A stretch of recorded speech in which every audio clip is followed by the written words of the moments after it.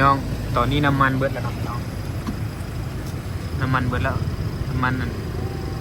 ดีเซลเนาะพี่น้องเนาะสิได้ไปซอกใส่บนใหม่เนาะพี่น้องเบิดก่อน น้ำมันเบิดแล้ววิกฤตขนาดเนาะเปล่าเนี่ยเปล่าสวัสดีพี่น้องสวัสดีวันนี้จะพาทุกคนมาเบิ่งวิกฤตเนาะวิกฤตน้ำมันสิเบิดเนาะอยู่ประเทศลาวคนแห่มาใส่เนาะพี่น้องเบิ่งบรรยากาศ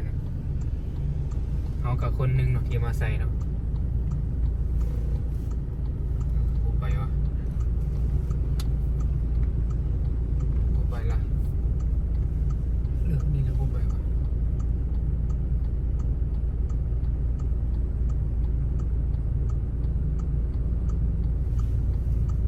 นั่นได้บ่หันบ่ได้ที่ตอนนี้มันนี่เนาะพี่น้องอันนี้คือคนแห่มาใส่เนาะรวมทั้งเฮานำเนาะ มาใส่น้ำมันอยู่ที่ประเทศลาวเนาะผลของสงครามเนาะพี่น้องรถร้ายเลยเนาะพี่น้องนี่ผมเนาะเดี๋ยวแห่มาใส่น้ำมันเนาะ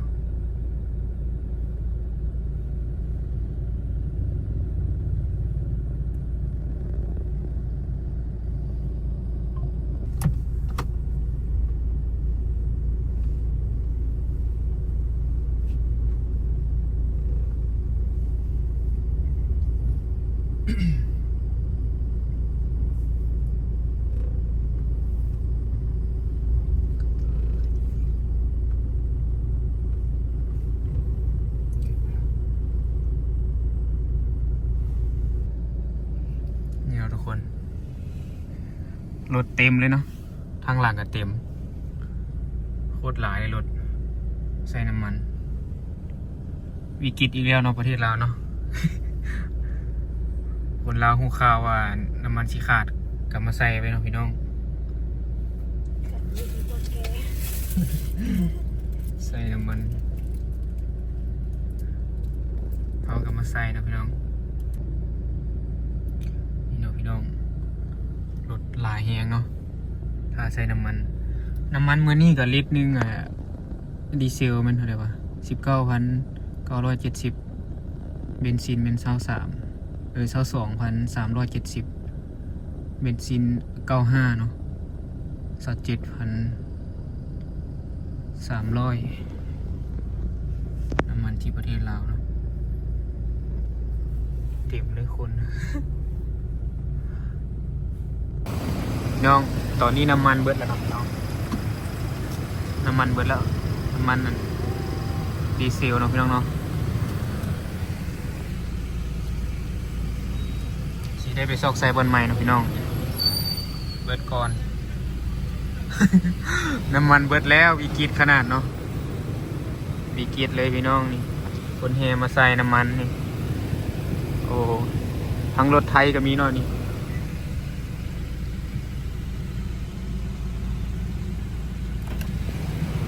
วิกฤตเลยน้ำมันเบิดพี่น้อง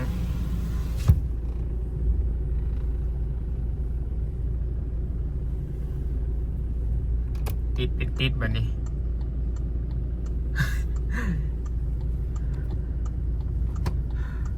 ไปใส่ก็พอได้เอา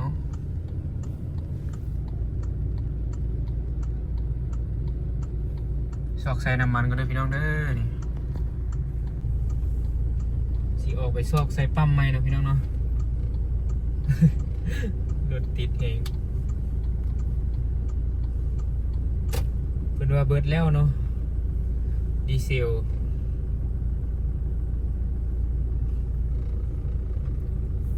นี่มันกระส่วนไปสิลองออกไปใส่ปั๊มใหม่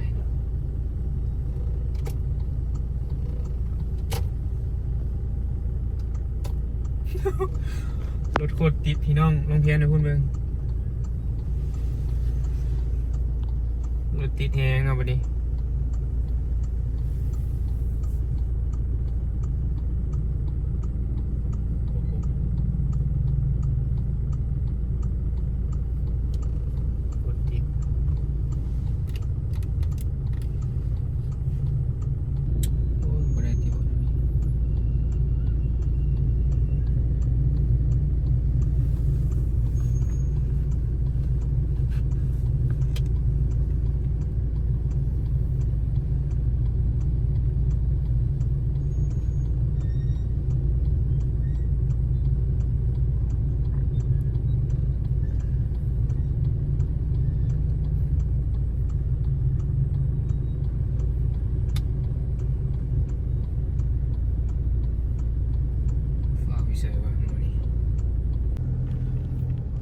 เดี๋ยวเขาจะไปซอกใส่น้ำมันเนาะพี่น้องเนาะ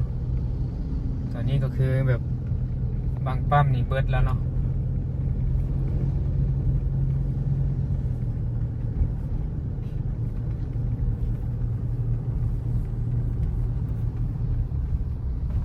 ไปมาเพื่อนเล่นเลยเมื่อกี้ไปเติมน้ำมันบ่ได้เติมเนาะน้ำมันเบิดพี่น้องเดินมาเลาะตลาดมันเนาะมาเลาะตลาดพี่น้องตลาดลาว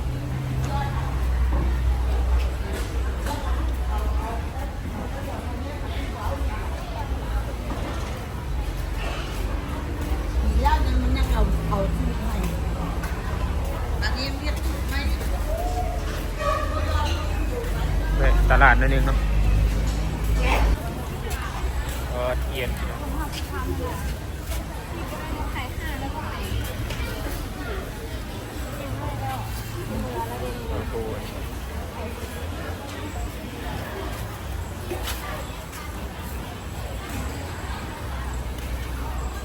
รับ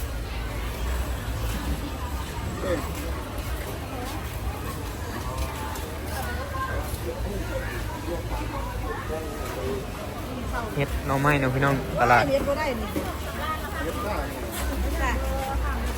นี่หัวเปล่าเนี่ย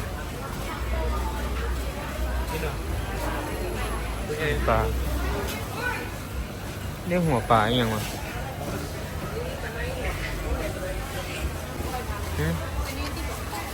เรียกปืนนะตัวนี้ตัวไงพี่น้องปลาบึกซ้ำฝนเลย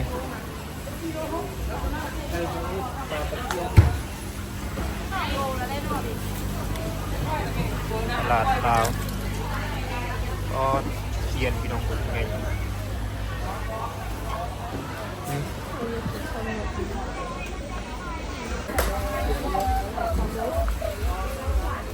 รถ150,000เอ็มส่วนแขนมาละ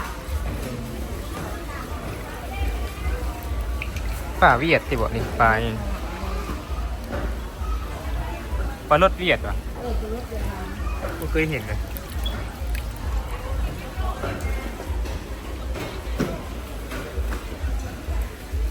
ปลาสะอี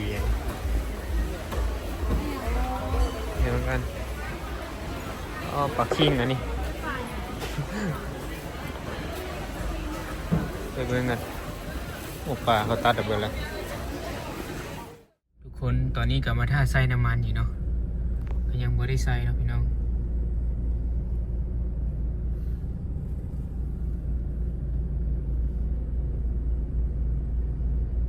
รถติดคนหลาย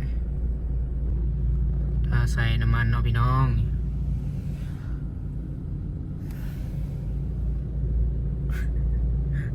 ยังไม่ได้ใส่ปะนี่ใส่น้ำมันเนาะพี่น้องถ้าใส่น้ำมันปิดชั่วโมงป่าย2 ชั่วโมงแล้วมาดูคนมาใส่พวกหลายพี่น้อง